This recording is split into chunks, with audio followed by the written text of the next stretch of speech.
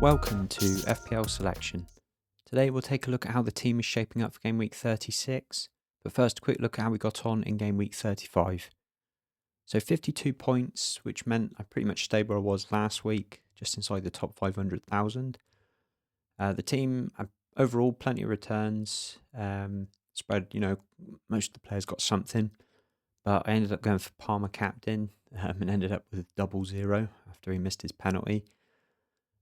Just incredible, really, to end up on 0. I saw that rotated Forest lineup come out and thought, wow, I've got a real good chance here. All the motivation was there for Chelsea against a weakened team. Forest probably weren't that bothered about it as well, considering the fixture. So I really thought there was a good chance for a big captaincy return there. But yeah, I think that just about sums up my luck for the last few weeks. Just taking risks and none of them have paid off. So yeah, again, quite frustrating, but only 3 weeks left now, so we'll take a few more risks for a bit of fun and just see where we end up because it's highly unlikely I'm going to have a decent finish at this point. So looking ahead now to game week 36, I've got one free transfer and I'm planning to make 2 or 3 moves. I want to roll the dice on Palace with their double, and obviously I've already got the 3 Man City players for their double, so I'm also looking at Arsenal attackers for their final 3 games. They've got good fixtures, so I'm going to need a hit or 2, which I'm hoping I can just cover with the extra appearance points from the Palace players. But obviously with their schedule, it's definitely risky.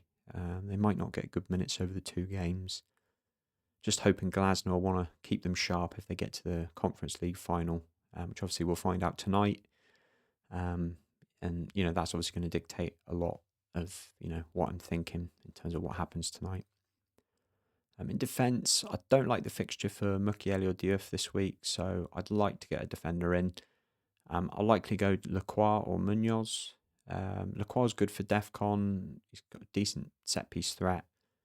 He should start both the games in the double as he's probably the most important defender.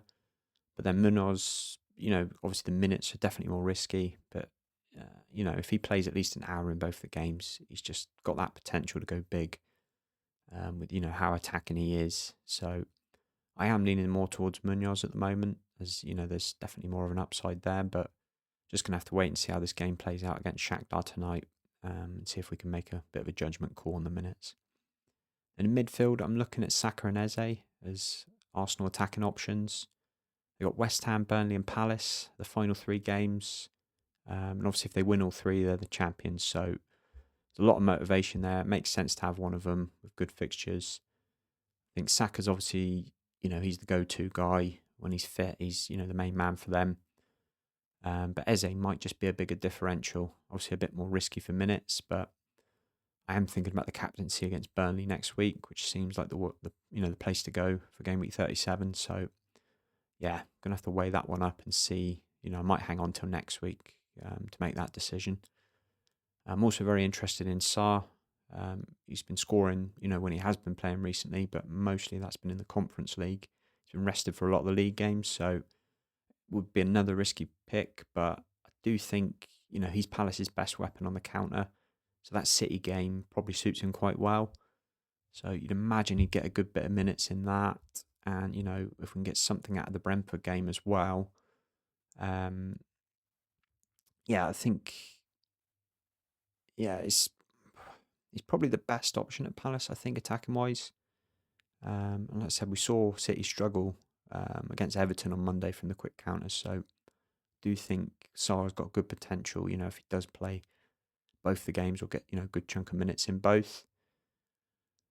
And, I've got Mbeumo and Palmer. They've been really poor for my team for a long period of the season. So there is a little bit here where I just want to get rid of both of them, to be honest. And if that takes a hit, then that takes a hit. Up front, I'm looking at Mateta and Gyökeres. Mateta, I think, should start both games, but he might only get sort of an hour in each, which obviously is not ideal, but when he is fully fit, he probably is their main talisman. So, I'd be happy to take the gamble with him, depending on obviously what happens tonight. You'd probably expect to get at least a goal out of him over the 2 games. And Gyökeres is, probably similar to Eze in that, he'd be a bit more of a differential captain for Arsenal next week. Go for him over Saka. So that's kind of my thinking with Gyökeres is, that could be the better choice in 37. If I had to make the moves now, I'd say I'd most likely just gamble on the 3 Palace players. I'd go Munoz, Sarr and Mateta. Hopefully, get lucky on that double. And then I can bring in an Arsenal attacker next week. But as I said before, it's, a lot to learn from tonight's game.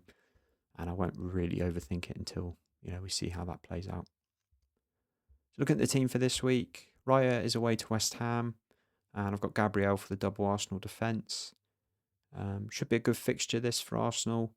West Ham, had a really bad result last week and back in the relegation places. They've been obviously a lot more solid under Nuno, but just wondering if it's, the lack of quality is going to catch up to them. And obviously Arsenal chasing the league, playing really well in the last few weeks, back to sort of their better level. And I'd be surprised if West Ham could get anything out of this one. Obviously the motivation's there, they're fighting for their lives, but yeah, I wouldn't be surprised to see an Arsenal clean sheet here. And West Ham are particularly bad at defending set pieces, so always a chance for Gabriel goal there as well. And O'Reilly is at home to Brentford and home to Palace for the double. Obviously very happy to have him, as I think, obviously the Man City defence pretty poor last time out against Everton, but if they can get Rodri back, you've always got a chance for a clean sheet and 2 home games. He's going to be very attacking like he has been for a good chunk of the season now. I think potential captaincy option this week, with the clean sheets, goal threat, it's all there for him. So he is on my list of potential captains, and I am planning to play the triple captain this week. So yeah, I think good pick and probably the best of the City defenders to go for this week. And Mukiele is at home to United.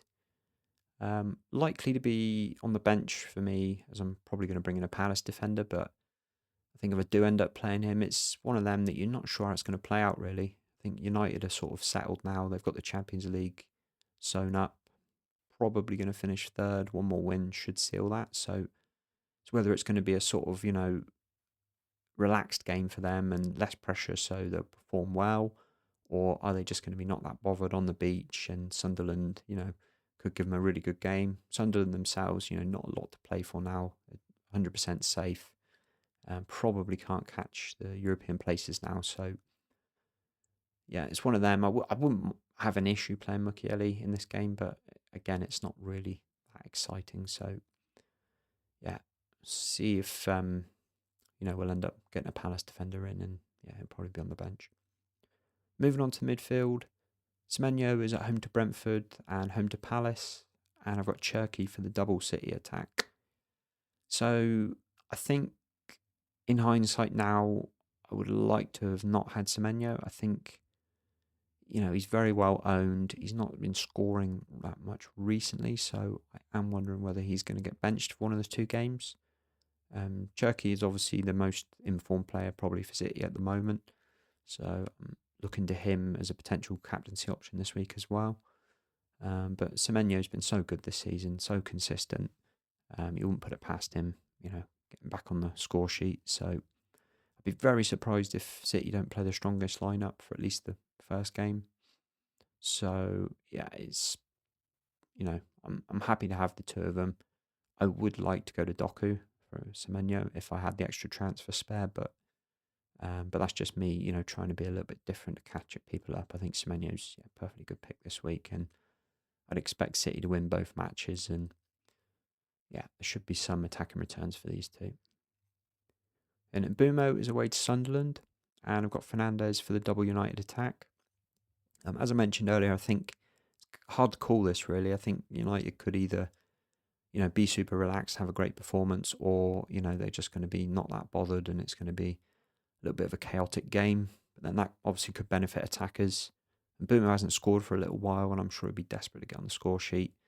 I've owned him for about maybe 10 weeks now, and I've had no returns from him, which is really disappointing.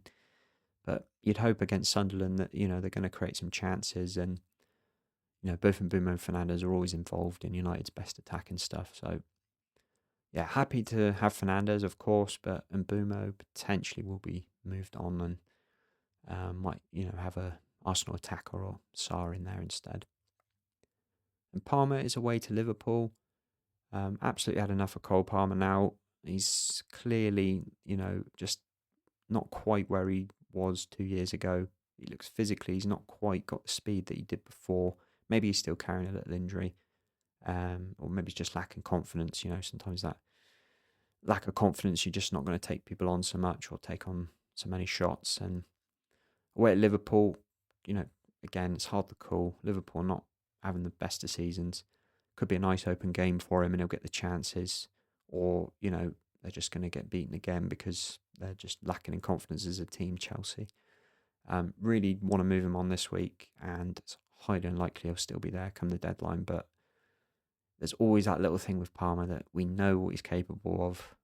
I think I said it for probably 10 to 15 weeks at the end of last season, and I've been saying it for weeks now this season. And at some point, I've got to give up on him. But just, he's going to want to get in that World Cup squad. You just really hope that he can, for England's sake, really, is that he can turn on his best form, because we know what a player he can be when he's at his best. Moving on to the forwards, Thiago is away to City.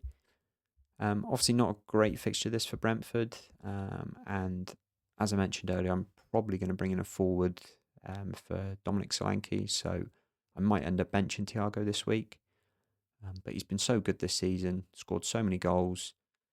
He's still trying to catch Haaland for that golden boot, so we know what Brentford are like. They can always create chances, and Thiago gets one and takes it. It's a nice little return this week away at City, so don't have an issue if I have to play him, but as I said, more than likely he's going to be my bench this week.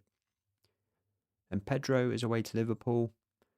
I've certainly got a bit more faith in Pedro than I do Palmer at the minute, because he is, Chelsea's top scorer, and he's still playing quite well, even though Chelsea aren't playing well. So if they're going to score, Pedro's more than likely going to get it. Just not that confident there's going to be much there for him away at Liverpool. So yeah, happy to play him and keep him, but certainly not expecting much there anyway. So in summary, the triple captain will be in play this week. I do want to go for a Palace player just to be ultra different and try and make up some ground in a couple of my mini leagues, which most likely be Sarr or Mateta I'd go for. But just with the doubts over minutes at the minute is making me lean towards going Shirky or O'Reilly. Obviously tonight's game for Palace, that's hopefully going to give us a bit of an idea on, which of their players are going to be good picks for minutes. And I'm just hoping that, I can get a bit of clarity so I can take the punt on Sarr or Mateta for that triple captaincy, and it'd be a really nice differential if that comes in. So that's it for this one. Thanks for watching, and we'll catch you on the next one.